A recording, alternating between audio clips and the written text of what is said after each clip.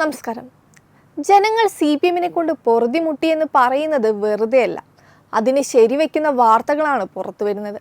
ഇപ്പോൾ 53 വർഷമായി CPM അനുഭാവികളായിരുന്ന കുടുംബവും ബന്ധുക്കളും അടക്കം 136 പേർ CPM ബന്ധം ഉപേക്ഷിച്ച് BJP-യിൽ ചേർന്നിരിക്കുകയാണ്.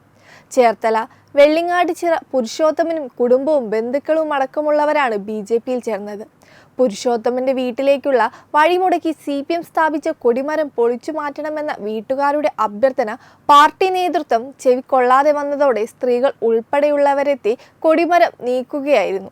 കൊടിമരം പൊളിക്കുന്നത് തടയാൻ CPM വാർഡ് കൗൺസിലർ എത്തിയതോടെ സംഘർഷാവസ്ഥയുണ്ടായി.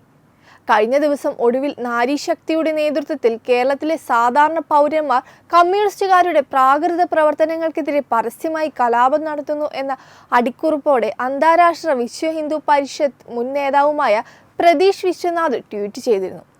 കഴിഞ്ഞ ദിവസം മുതൽ തന്നെ സമൂഹ മാധ്യമങ്ങളിൽ ഈ വീഡിയോ വൈറലുമായിട്ടുണ്ട്. 8 മാസത്തോളം പരാതി നൽകി കാത്തിരുന്നിട്ടും ഫലമുണ്ടാകാതെ വന്നതോടെ ഞായറാഴ്ചയാണ് കൊടിമരം നീക്കിയത്. സ്ത്രീകളടക്കമുള്ളവരാണ് CPM-ന്റെ കൊടിമരം പൊളിച്ചു നീക്കിയത്.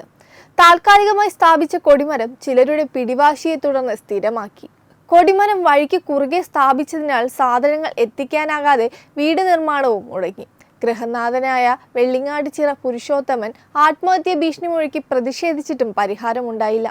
CPM ജില്ലാ സെക്രട്ടറി മുതൽ പാർട്ടിയുടെ എല്ലാ ഘടകത്തിലും പോലീസിലും പരാതി നൽകിയെങ്കിലും അവരെല്ലാം കൈയൊഴിഞ്ഞു.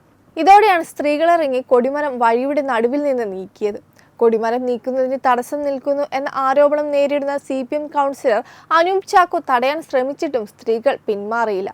പുന്നപ്ര വയലാർ സമര വാർഷികാചരണത്തിന്റെ ഭാഗമായാണ് പുരുഷോത്തമന്റെ വീട്ടിലേക്കുള്ള വഴിയിൽ താൽക്കാലികമായി CPM കൊടിമരം സ്ഥാപിച്ചത്. പരിപാടി കഴിഞ്ഞ് മാസങ്ങളായിട്ടും കൊടിമരം നീക്കിയില്ല. മാറ്റണമെന്ന ആവശ്യം ഉന്നയിച്ചപ്പോൾ താൽക്കാലിക കൊടിമരം കോൺക്രീറ്റ് ഇട്ട് സ്ഥിരമാക്കി. കൊടിമരം സ്ഥാപിക്കുന്നതിന് മുമ്പ് വീടിന്റെ അടിത്തറ കെട്ടി തുടങ്ങിയിരുന്നു.